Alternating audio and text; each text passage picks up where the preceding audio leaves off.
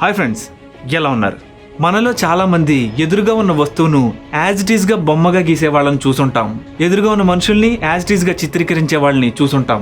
ఊహించి బొమ్మలు గీసే వాళ్ళని చూసుంటాం. కానీ నేను ఇప్పుడు చెప్పబోయేది ఒక అరుదైన చిత్రకళ గురించి. ఎదుటివారి మనసులో ఉన్న దృశ్యాన్ని వాళ్ళ మాటల ద్వారా గ్రహించి వారి మైండ్ లో ఉన్న ఇమేజ్ ని అథెంటిక్ గా చిత్రీకరించే ఒక అరుదైన కళ. ఈ కళని వెస్టర్న్ పరిభాషలో ఫోరెన్సిక్ ఆర్ట్ అంటారు. ఇండియాలో దీన్ని పోలీస్ ఆర్ట్ అని కూడా అంటారు. ఈ అరుదైన చిత్రకళ ఏంటో, ఆ కళాకారులు ఆ చిత్రాలను ఎలా చిత్రీకరిస్తారో, ఈ చిత్రకళకున్న ఉపయోగాలేంటో అన్ని రకాల కోణాల నుండి తెలుసుకునే ప్రయత్నం చేద్దాం. అసలు ఈ కళకు హనుమంతుడికి ఉన్న సంబంధం ఏంటో తెలుసుకుందాం. మరి అవన్నీ తెలుసుకోవాలంటే మన ఛానల్లోకి ఎంటర్ అయిపోవాలి. మరి ఇంకెందుకు ఆలస్యం, let's get into our channel.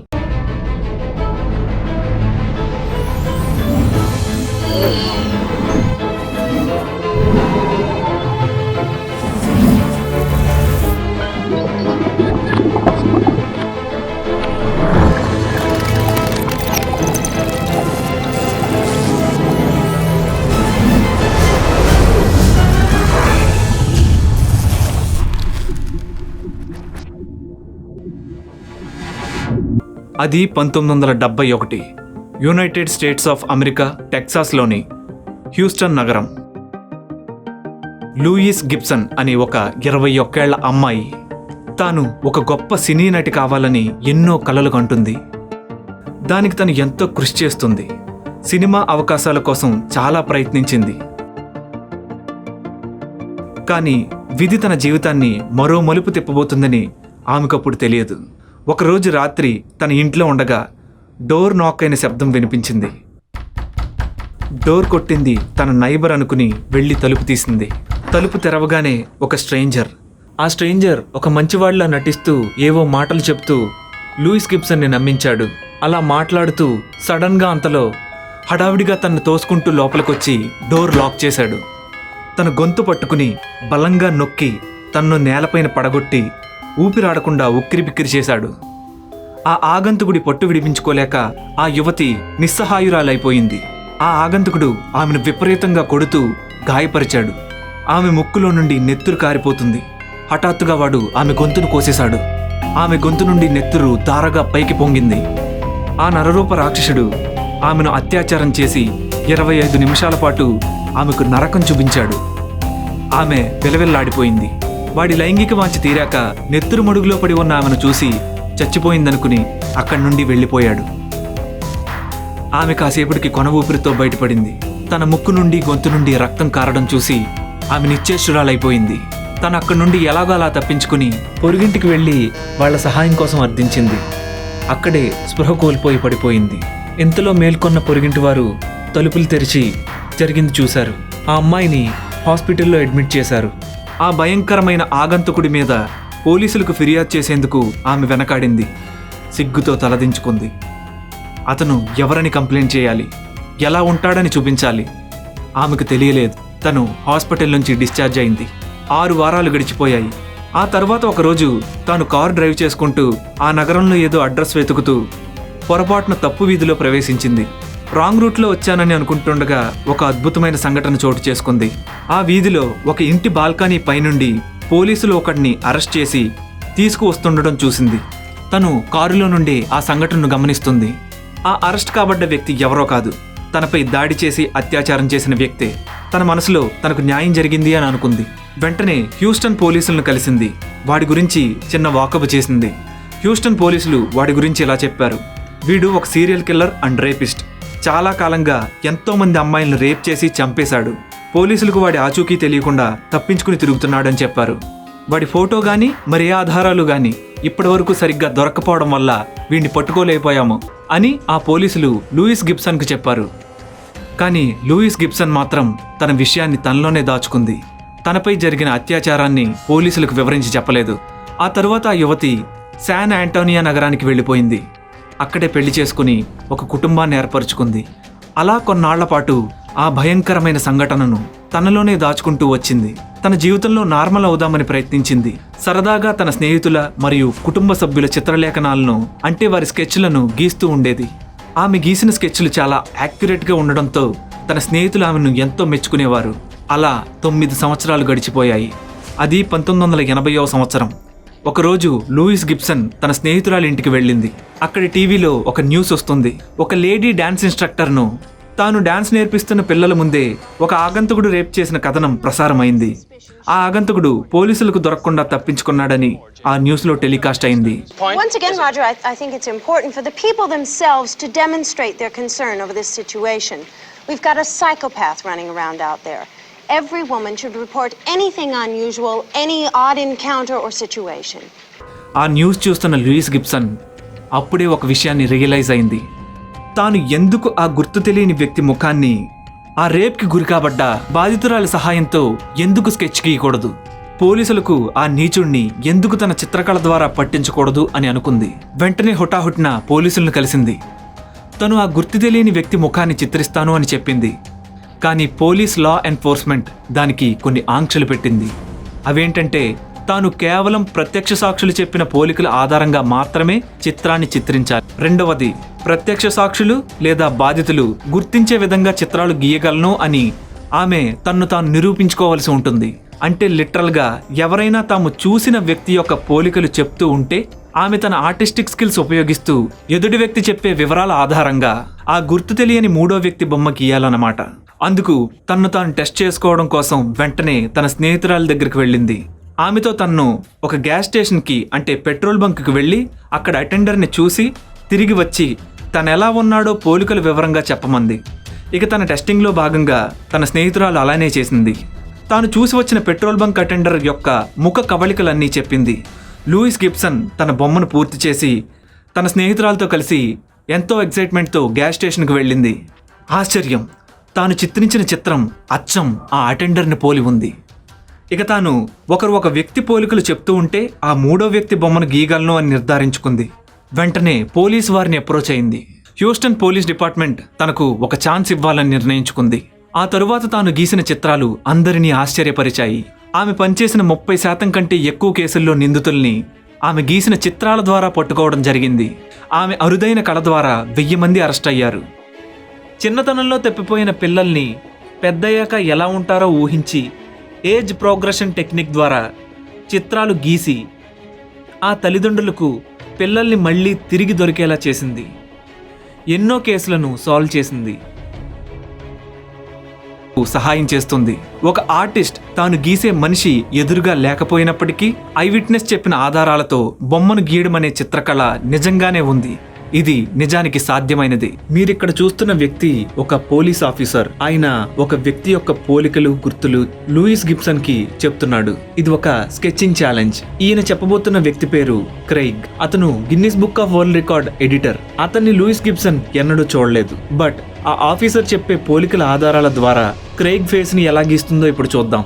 Louis Gibson మొదట అతను ఏ ఎథనిసిటీ గ్రూప్ కి చెందినవాడో ప్రశ్నించింది. అంటే నల్ల జాతీయుడా, తెల్ల జాతీయుడా, చైనీసా, జపనీసా అని ప్రశ్నించింది. తను తెల్ల జాతీయుడు అని తెలుసుకుంది. ఆ వ్యక్తి యొక్క నుదురు హై, మీడియం, లో రేంజ్లలో దేనికి చెందుతుందో ప్రశ్నించింది. ఆ ఆఫీసర్ నుండి హై ఫోర్ హెడ్ అనే సమాధానాన్ని రాబట్టుకుంది. క్రమంగా తన జుట్టు, కళ్ళు, కనుబొమలు, ముక్కు, చెవి, నోరు వంటి వివరాలు అడుగుతూ తను ఏ ఎక్స్ప్రెషన్లో ఎక్కువగా ఉంటాడో కూడా తెలుసుకుంది. తన దవడ మరియు గడ్డం వంటి ఎన్నో వివరాలు క్షుణ్ణంగా అడిగి తెలుసుకుంది. ఇలా ముఖంలోని పేరుని నమోదు చేసుకుంది. ఆమె వేసిన 751 కంటే ఎక్కువ స్కెచ్లు నేరస్తులను గుర్తించడంలో పోలీసులకు సహాయపడ్డాయి. గిన్నిస్ బుక్ ఆఫ్ వరల్డ్ రికార్డులో కూడా తన పేరుని నమోదు చేసుకుంది.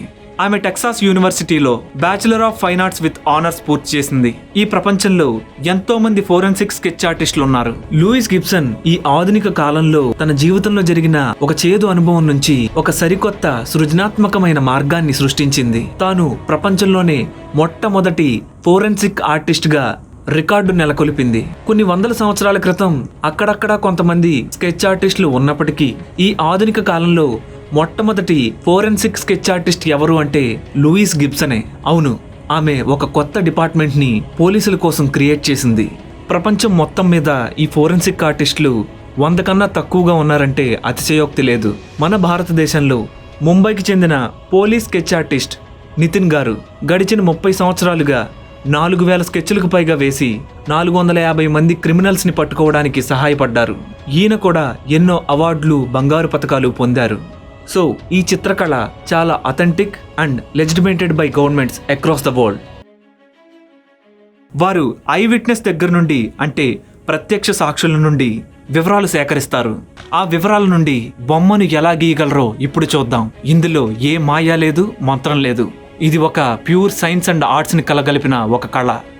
ఈ భూమిపైన జీవరాశుల్లో ప్రతి జీవికి భగవంతుడు ఒక నిర్దిష్టమైన రంగు, రూపం ప్రసాదించాడు. చాలామంది ఏం ఆలోచిస్తారంటే ఈ ప్రపంచంలో 100 కోట్ల మంది మనుషులుంటారు, ఒక్కొక్కరు ఒక్కో విధంగా ఉంటారు. అసలు ఆర్టిస్టులు గీస్తే అచ్చం ఆ కనబడని మనిషి మాదిరిగా బొమ్మ ఎలా వస్తుంది, అది ఎలా సాధ్యమవుతుంది అని అనుకుంటుంటారు. అది ఎలా సాధ్యమంటే ఈ ప్రపంచంలో ఉండే అనేక 100 కోట్ల మనుషులకు వేరువేరు నిష్పత్తులుంటాయి. నిజానికి మనిషి ముఖం అంతా కొన్ని ప్రమాణాలతో నిర్మితమై ఉంటుంది. ఆ మెజర్మెంట్స్ చాలా ఖచ్చితంగా ఉంటాయి. ఉదాహరణకు మన ముఖంలోని ఇంద్రియాలకు, అవయవాలకు ఒకదానితో ఒకదానికి సంబంధం ఉంటుంది. అవి ఒక నిర్దిష్టమైన కొలతలను కలిగి ఉంటాయి. అది ఎలా అంటే మన ముక్కు పొడవు ఎంతుందో మన చెవి పొడవు అంతే ఉంటుంది. మన 2 కళ్ళ మధ్యనున్న దూరం మన ముక్కు వెడల్పుకు సరిపోతుంది. మన కన్ను ఎక్కడైతే మొదలవుతుందో అక్కడ మన ముక్కు బుట్ట పూర్తవుతుంది. మన కళ్ళు సరిగ్గా మన ముఖానికి దాదాపు సెంటర్లో ఉంటాయి. అందరూ మన ముఖం మధ్యలో ముక్కు ఉంటుందని అనుకుంటుంటారు, కానీ కాదు. ఎనాటమీ ప్రకారం మన టోటల్ ఫేస్ మెజర్మెంట్ మధ్యలో కళ్ళుంటాయి. మన ముక్కు పొడవు ఎంతుంటుందో మన పెదాల కొలత అడ్డంగా అంతే ఉంటుంది. మన ముక్కు ఎంతుంటుందో మన ఐ సాకెట్ మొత్తం సైజ్ అంతే ఉంటుంది.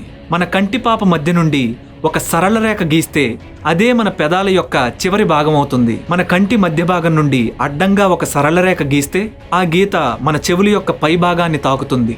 మీ అరచేయి ఎంతుంటుందో మీ ముఖం అంతే సైజు ఉంటుంది. కళ్ళ మధ్యన మీ నోస్ బోన్ స్టార్టింగ్ పాయింట్ మొదలు చివరి వరకు మీ ముక్కును కొలిస్తే ఎంత ఉంటుందో మీ చెవులు అంతే పొడవు ఉంటాయి. మీ ముక్కు క్రింది భాగం నుండి అడ్డంగా ఒక సరళ రేఖ గీస్తే అది మీ చెవి క్రింది భాగాన్ని తాకుతుంది. ఇక మీ తల సైజ్ ఎంత పొడవు ఉంటుందో అంతే పొడవు మీ గడ్డం క్రింద నుంచి కొలుచుకుంటూ వెళితే మీ ఛాతీ చివరి భాగం వస్తుంది. అంటే మీ ఛాతీ మీ హెడ్ సైజ్ అంత ఉంటుందన్నమాట. ఒక యావరేజ్ అడల్ట్ యొక్క ఎత్తు 7.5 తలల పొడవు ఉంటుంది. అంటే తన తల సైజ్ 1 యూనిట్ అనుకుంటే 7.5 యూనిట్లు తన పొడవు ఉంటుందన్నమాట. ఇవి అంగవైకల్యం లేని వారికి ఖచ్చితంగా సరిపోయే నిర్దిష్టమైన కొలతలు. వీటిని ఎనాటమీ ప్రిన్సిపల్స్ అంటారు. ఈ విధంగా భగవంతుని సృష్టిలో ప్రతిదీ ఒక నిర్దిష్టమైన రేషియో కలిగి ఉంటుంది. దాని వెనకాల ఖచ్చితమైన క్యాలిక్యులేషన్స్ ఉంటాయి. ఈ సైన్స్ని చిత్రలేఖనం అనే కళతో కలిపి అధ్యయనం చేస్తే ఆ విధానమే ఎనాటమీ స్టడీ. ఇక ఈ భూమి మీద ఉన్న మనుష్య జాతులను ఆర్టిస్టులు వారి వారి ఎనాటమీ ఆధారంగా చేసుకుని అవి వరుసగా European, eastern Indians, Asians, American Indians, Africans, Malaysians, Micronesians, Polynesians, Australians. ఇంకా ఈ స్టడీలో ఏషియన్, కకేషియన్, యూరోపియన్, ఆఫ్రికన్ అనే పలు రకాల ఎథనిసిటీ గ్రూప్స్ ని గుర్తించి విభజించారు. ఈ విధంగా జంతు జాతుల్లో కూడా ఒక నిర్దిష్టమైన ప్రమాణాలను పాటించడం ద్వారా వాటి ఎనాటమీ స్టడీని చేస్తారు. ఇక మీకు నేను చెప్పదలుచుకుందల్లా ఒకటే, ఈ చిత్రకళ అనే అద్భుతమైన సాధనం ఉపయోగించి మనకు కనిపించని ఎన్నో దృశ్యాలను, వ్యక్తులను, పురాణ పురుషులను చిత్రాలుగా గీయవచ్చు. శూన్యమైన తెల్లటి కాగితం మీద అద్భుతాలు సృష్టించవచ్చు. అయితే ఇక్కడ మీరు తెలుసుకోవాల్సిన చిన్న అంశం ఏంటంటే, నేను హనుమంతుల వారి చిత్రపటాన్ని చిత్రించే క్రమంలో ఈ ఫోరెన్సిక్ స్కెచ్ ఆర్టిస్టుల గురించి తెలుసుకున్నాను. అంతే తప్ప వీరి నుంచి నేను స్ఫూర్తిని పొందలేదు. భగవత్ కృప వల్ల నాకు చిన్ననాటి నుండే ఈ చిత్రకళా విద్య తనంత తానుగా వచ్చింది. నేరుగా చూసిన వ్యక్తి యొక్క సాక్ష్యాధారాలను బట్టి తాను చూసిన వ్యక్తి యొక్క బొమ్మ గీయడం అనేది నిజంగానే ఈ లోకంలో ఉన్నదని గ్రహించాలి. ఈ కదలీవన యోగ హనుమాన్ చిత్రపటం వెనుక దాగి ఉన్న నా రీసెర్చ్ స్టడీ చాలా కొద్ది మాత్రమే నేను చెప్పగలిగాను. మీ అందరికీ ఒక సందేహం రావచ్చు, పోలీస్ ఫోరెన్సిక్ ఆర్ట్లో అయితే ఐ విట్నెస్ను ఆధారంగా చేసుకుని బొమ్మలు గీస్తారు. మరి జానకిరామ్, నీకు ఐ విట్నెస్ ఎవరు? నాకు కూడా కొంతమంది ఐ విట్నెస్లు ఉన్నారు. అందుకు ఇవిగోండి ఆధారాలు. నా ఐ విట్నెస్ వాల్మీకి మహర్షి, పరాశర మహర్షి, అగస్త్య మహర్షి మరియు ఎంతో మంది భక్తులు, యోగులు. వాల్మీకి మహర్షి మహా తపశక్తి సంపన్నుడు, బ్రహ్మ వరప్రసాది. ఆయనకు బ్రహ్మదేవుని వరదానం వల్ల భూత భవిష్యత్ వర్తమానాలు గోచరిస్తాయి. ఇంకా బాగా చెప్పాలంటే తన ఆత్మయానంతో అంటే ఆస్ట్రల్ ప్రొజెక్షన్తో కాలంలో ప్రయాణించి అక్కడ ఏం జరిగిందో చూడగలరు. ఆయనకు ఆ శక్తి ఉంది. అంతేకాదు ఆయా కాలాలలోని పరిస్థితులు ఆయా వ్యక్తుల మనస్సుల్లోని భావాలతో సహా ఆయనకు స్ఫురిస్తాయి. అంతేకాదు అక్కడున్న వ్యక్తుల మనసులో ఏమనుకుంటున్నారు, వారి అంతర్ముఖ విషయాలతో సహా వాల్మీకి మహర్షుల వారికి స్పష్టంగా గోచరిస్తాయి. అంతేకాదు త్రికాలాలలో ఏ కాలానికి ఆయన ప్రయాణించినా అక్కడి సంఘటనలను కూడా చూడగలరు. అంటే ఒకే సంఘటన జరుగుతున్నప్పుడు దాని ఫ్రీజ్ మోషన్ లో అనేక రకాల కోణాల్లో పరిశీలించగలరు. అక్కడ జరిగే ప్రతి విషయాన్ని గమనించగలరు, అనుభూతి పొందగలరు. శ్రీమద్ వాల్మీకి రామాయణంలో సుందరకాండలో హనుమంతుల వారిని అనేక కోణాల నుండి ఆయన దర్శించుకుని మనకు అనేక శ్లోకాలను ప్రసాదించారు. అందుకు ఇవిగొండ ఆధారాలు. శ్రీమద్ వాల్మీకి రామాయణము బాలకాండ 2వ సర్గ 33వ శ్లోకము. బ్రహ్మ గమనము రహస్యం చ ప్రకాశం చ యద్వృత్తం తస్య ధీమతః రామస్య సహ సౌమిత్రే రాక్షసానాం చ సర్వశః. అంటే దీని అర్థం రహస్యమైనవి మరియు వ్యక్తమైనవి. ప్రతిభామూర్తి అయిన శ్రీరాముని చరిత్రము, లక్ష్మణుని ఉదంతము, సీతా వృత్తాంతము, భరతాదుల గాథలు, రావణాది రాక్షసుల కథలు లోక ప్రసిద్ధములైనవి, రహస్యముగానే మిగిలిపోయినవి. అన్నింటినీ వివరింపుము. నారదుడు నీకు స్పష్టముగా వివరింపని రహస్యములు కూడా సాకల్యముగా నీ స్ఫురణకు వచ్చునుగాక అని బ్రహ్మదేవుడు వాల్మీకి మహర్షికి వరం ఇచ్చాడు. ఈ విధంగా సత్యమును మాత్రమే మాట్లాడే మన భారతీయ ప్రాచీన ఋషి సాంప్రదాయంగా గల వాల్మీకి మహర్షుల వారు బ్రహ్మ వరదానం వల్ల అన్నీ చూడగలిగాడు. శ్రీమద్ రామాయణాన్ని వ్రాయగలిగాడు. ఈ మహాకావ్యంలో వాల్మీకి మహర్షి తాను చూచిన దృశ్యాలను, వ్యక్తులను, సంఘటనలను అత్యద్భుతంగా వర్ణించారు. ఆంజనేయ స్వామి వారి రూపాన్ని గురించిన వాల్మీకి మహర్షుల వారి వర్ణనలు నభూతో నభవిష్యత్. ఆ వర్ణనలు అక్కడి దృశ్యాలను మన కళ్లకు కట్టినట్లుగా దర్శింపచేస్తాయి. నేను చిత్రించిన ఈ ఆంజనేయ స్వామి వారి చిత్రపటానికి వాల్మీకి మహర్షుల వారే ఐ విట్నెస్. అంటే ఆంజనేయ స్వామి వారిని ప్రత్యక్షంగా చూసి చేసిన ఆయన వర్ణనలే మనకి ఈనాటికి లభిస్తున్న ట్రూ స్టేట్మెంట్స్. ఒక ఫోరెన్సిక్ ఆర్ట్ వంటి చిత్రకళా నైపుణ్యాన్ని ఉపయోగిస్తూ ఒక ప్రక్క వాటిని సైంటిఫిక్ వెరిఫికేషన్ స్టడీ చేస్తూ మరొక ప్రక్క వాల్మీకి మహర్షి హృదయాన్ని అర్థం చేసుకుంటూ ఆ ఆంజనేయ స్వామి వారి అనుగ్రహంతో పూర్తి చేసిన పెయింటింగ్ ఇది అతి శక్తివంతమైనది, అతి మహిమాన్వితమైనది. ఈ పెయింటింగ్ దర్శనం సాక్షాత్తు హనుమంతుల వారి దర్శనంతో సమానం. ఇక ఆ రామబంటును ముందుగా పూజించింది శ్రీరాముడు, సీతాదేవే. అలాంటి సకల ఐశ్వర్యాలు, భోగభాగ్యాలు, రామభక్తిని ప్రసాదించే శత్రు భూత ప్రేత పిశాచ దుష్టగ్రహ పీడల నుండి రక్షించే హనుమంతుణ్ణి పూజిస్తే అన్ని శుభాలు మనం పొందగలుగుతాము. నేను ఎంతో రీసెర్చ్ చేసి ఎన్నో వ్యయ ప్రయాసలకు ఓర్చి ఆ వాల్మీకి మహర్షుల వారి హృదయాన్ని గ్రహించి చిత్రించిన ఈ ఆంజనేయ స్వామి వారి చిత్రపటాన్ని మీరు వెంటనే అమెజాన్లో ఆర్డర్ చేసుకోండి. స్వామివారిని మీ సొంతం చేసుకోండి. స్వామివారి వాలాగ్ర పూజ చేసి స్వామివారి అనుగ్రహానికి పాత్రులవ్వండి. ఈ వాలాగ్ర పూజా విధానాన్ని ఈ క్రింద ఉన్న డిస్క్రిప్షన్లోని లింక్ను ఉపయోగించి తెలుసుకోండి. మిత్రులారా, మళ్ళీ కలుద్దాం. అంతవరకు సెలవు. నమస్కారం.